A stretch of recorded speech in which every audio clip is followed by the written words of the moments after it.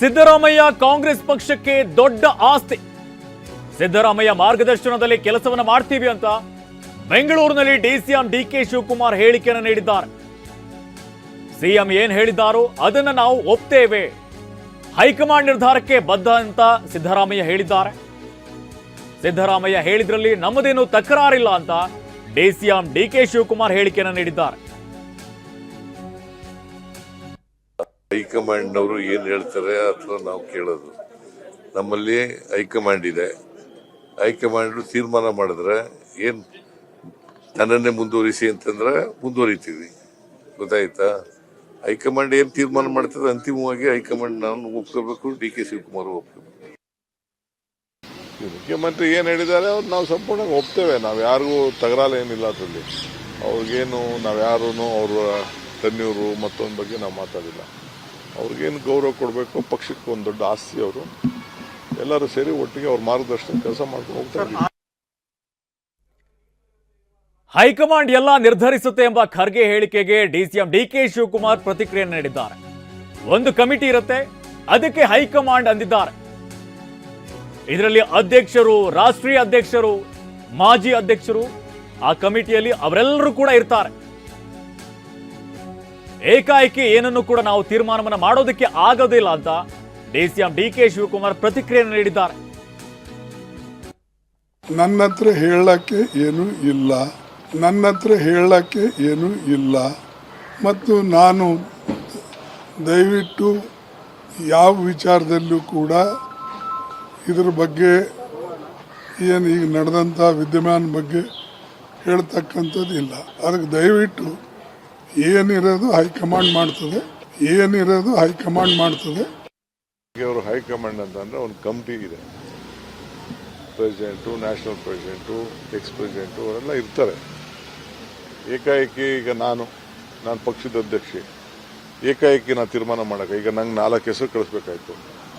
ನಾನು ಏಕಾಏಕಿ ನಾನು ಒಬ್ಬನೇ ಅಧ್ಯಕ್ಷ ಅಂತ ನಾನು ಒಬ್ಬನೇ ತೀರ್ಮಾನ ಮಾಡ್ಬಿಟ್ಟ. ನಾನು ಸಿದ್ದರಾಮಯ್ಯನವ್ರು ಕೇಳಿದ್ದೀನಿ, ಡಿಸ್ಟ್ರಿಕ್ಟ್ ಮಿನಿಸ್ಟರ್ಗೂ ಕೇಳಿದ್ದೀನಿ, ಡಿಸ್ಟ್ರಿಕ್ಟ್ ಪ್ರೆಸಿಡೆಂಟ್ಗೂ ಕೇಳಿದ್ದೀನಿ, ಕ್ಯಾಂಡಿಡೇಟ್ಗಳನ್ನೆಲ್ಲ ಕರೆದು ಮಾತಾಡ್ಬಿಟ್ಟು ಹೇಳ್ಬಿಟ್ಟು ನಂದೇ ಆದ ಅಭಿಪ್ರಾಯನ ಇಷ್ಟು ಜನ ಅರ್ಜಿ ಹಾಕವ್ರೆ, ಇನ್ನು ನನ್ನ ಅಭಿಪ್ರಾಯ ಹಿಂಗಿದೆ, ಇಂಥವ್ರ ಮಂತ್ರಿಗಳದ ಅಭಿಪ್ರಾಯ ಹಿಂಗಿದೆ, ಪಕ್ಷದ ಅಧ್ಯಕ್ಷರ ಹಿಂಗೆ ಅಭಿಪ್ರಾಯ ಇದೆ, ಅವ್ರ ಬ್ಯಾಕ್ ಗ್ರೌಂಡ್ ಹೇಗಿದೆ ಅಂತ ಹೇಳಿ ನಾನು ಕಳಿಸ್ಕೊಡ್ತೀನಿ. ಸೊ ಆ ದಾಟಿಲಿ ಅವ್ರು ಹೇಳ್ತಾರೆ.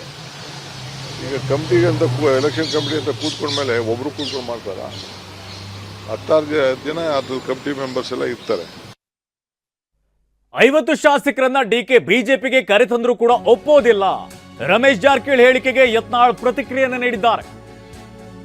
ಹೌದು, ನಾವು ಸಹ ಒಪ್ಪೋದಿಲ್ಲ ಅಂತ ಯತ್ನಾಳ್ ಪ್ರತಿಕ್ರಿಯಿಸಿದ್ದಾರೆ. ಡಿಕೆ ವಿಜಯೇಂದ್ರ ಒಪ್ಪಂದವನ್ನು ಮಾಡಿಕೊಂಡಿದ್ದಾರೆ. ಮೊನ್ನೆ ಅಮಿತ್ ಶಾ ಭೇಟಿಯಾಗಿ ಬೆಂಬಲ ಬೇಕು ಅಂತನೂ ಕೂಡ ಹೇಳಿದ್ದಾರೆ. ಆದ್ರೆ ಪ್ರಹ್ಲಾದ್ ಜೋಶಿ ಅವರ ಹೇಳಿಕೆಯನ್ನು ನೋಡಿದ್ರೆ ಡಿಕೆ ನೇತೃತ್ವದ ಸರ್ಕಾರದಲ್ಲಿ ಬಿಜೆಪಿ ಭಾಗಿಯಾಗೋದಿಲ್ಲ. ಈ ಬಗ್ಗೆ ಸ್ಪಷ್ಟ ಸಂದೇಶ ಬಿಜೆಪಿ ಹೈಕಮಾಂಡ್ ಕೊಟ್ಟಿದೆ ಅಂತ ಯತ್ನಾಳ್ ಪ್ರತಿಕ್ರಿಯಿಸಿದ್ದಾರೆ. ಆದ್ರೂ ವಿಜಯೇಂದ್ರ ಹಠಕ್ಕೆ ಬಿದ್ದು ಏನಾದ್ರೂ ಮಾಡಿ ಅಂತ ಹೇಳ್ತಾ ಇದ್ದಾರೆ. ಡಿ ಕೆ ಶಿವಕುಮಾರ್ ನಾವು ಒಪ್ಪೋದಿಲ್ಲ. ಡಿ ಕೆ ಒಪ್ಪೋ ಪ್ರಶ್ನೆ ಇಲ್ಲ. ಜೀವನದಾಗ ಉಳಿಬೇಕನ್ನೋಣ. ಇನ್ನೂ 2 ಸರ್ಕಾರ ಮಾಡಬೇಕು. ಜನಾದೇಶ ಇದೆ. ಪದೇ ಚುನಾವಣೆ ಮಾಡಿ ರಾಜ್ಯಕ್ಕೆ ಒಳ್ಳೇದಲ್ಲ. ಅವ್ರು ಇನ್ನೂ ಒಳ್ಳೆ ಸರ್ಕಾರ ಕೊಟ್ಟು ಇನ್ನು ಬಡವ ಸೇವೆ ಮಾಡ್ಬೇಕಂತ ನಾವು ಮನವಿ ಮಾಡ್ಕೊತೇನೆ. ಸಿದ್ದರಾಮಯ್ಯ ಅವ್ನು ಒಪ್ಪೋ ಪ್ರಶ್ನೆ ಬರೋದಿಲ್ಲ. ಜೀವನದಾಗ ಡಿ ಕೆ ಶಿವಕುಮಾರ್ ಒಪ್ಪೋ ಪ್ರಶ್ನೆ ಬರೋದಿಲ್ಲ. ಇಲ್ಲ, ನನಗೆ ಗೊತ್ತಿಲ್ಲ. ನಾವು ದೇವರ ಪ್ರತಿಮೆಗಳು ಇವರು ಸರ್ಕಾರ ನಡೆಸಿ ಜನರ ತೂತು ಅಣಿಸ್ಕೋಬೇಕು. ಅವರು ಇನ್ನೂ 2 ಜನ ಒಯ್ಬೇಕು ಅವ್ರ ಸರ್ಕಾರ. ಇಲ್ಲಿ ಆಗೋ ಪ್ರಶ್ನೆ ನೋಡ್ರಿ, ನಂಬರ್ ಗೇಮ್ದಲ್ಲಿ ಬಹಳಷ್ಟು ನಮ್ಮ ಡಿ ಕೆ ಶಿವಕುಮಾರ್ ಸನ್ಮಾನ ಡಿ ಕೆ ಶಿವಕುಮಾರ್ ನಂಬರ್ ಭಾಳ ಕಡಿಮೆ ಅದ.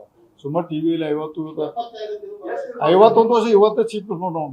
51 ತೋರಿಸಿಲ್ಲ ನಾವು, ಸಾಧ್ಯ ಇಲ್ಲ. 50 ಮಂದಿ ಶಾಸಕರನ್ನ ಡಿ ಕೆ ಶಿವಕುಮಾರ್ ಅವರು ಬಿಜೆಪಿ ಕರ್ಕೊಂಡ್ಬಂದ್ರೆ ಅದನ್ನ ಯಾವ ಕಾರಣಕ್ಕೂ ಒಪ್ಪೋದಿಲ್ಲ ಅಂತೇಳಿ ರಮೇಶ್ ಜಾರಕಿಹೊಳಿ ಹೇಳ್ತಾರೆ. ಹೌದು, ನಾವು ಒಪ್ಪೋದಿಲ್ಲ ಅನ್ನೋದಕ್ಕೆ ನಮ್ಮನ್ನು ಹೊರಗೆ ಹಾಕ್ಯಾರ.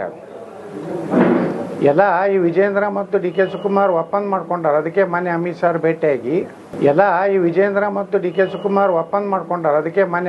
ಭೇಟಿಯಾಗಿ ಡಿ ಕೆ ಶಿವಕುಮಾರ್ ಬಂದ್ರೆ ಬೆಂಬಲ ಬೇಕು ಅಂತ ಹೇಳ್ಯಾರ. ಆದ್ರೆ ಪ್ರಹ್ಲಾದ್ ಜೋಶಿ ಹೇಳಿಕೆ ನೋಡಿದ್ರೆ ನಾವು ಡಿ ಕೆ ಶಿವಕುಮಾರ್ನ ನೇತೃತ್ವದಲ್ಲಿ ಸರ್ಕಾರದಲ್ಲಿ ಬಿಜೆಪಿ ಭಾಗ ಆಗುವುದಿಲ್ಲ ಅನ್ನೋಂಥ ಸ್ಪಷ್ಟ ಸಂದೇಶ ಈಗ ಹೈಕಮಾಂಡ್ ಕೊಟ್ಟಿದೆ. ಆದರೂ ವಿಜೇಂದ್ರ ಹಠಕ್ಕೆ ಬಿದ್ದು ಏನಾದರೂ ಮಾಡಿ ಡಿ ಕೆ ಶಿವಕುಮಾರ್ ಮುಖ್ಯಮಂತ್ರಿ, ವಿಜೇಂದ್ರ ಉಪಮುಖ್ಯಮಂತ್ರಿ, ಕರ್ನಾಟಕವನ್ನು ಸಂಪೂರ್ಣವಾಗಿ ತಿಂದು ಹಾಕಿಬಿಡ್ತಾರೆ ಅಷ್ಟೇ. ಮತ್ತೇನು ಬದಲಾವಣೆ ಆಗೋದಿಲ್ಲ, ಒಳ್ಳೆಯ ಸರ್ಕಾರ ಕೊಡೋದಾಗೋದಿಲ್ಲ. ಅದಕ್ಕೆ ಬಹುತೇಕ BJP ಶಾಸಕರು ಯಾರೂ ಇದಕ್ಕೆ ಒಪ್ಪಿಗೆ ಇಲ್ಲ.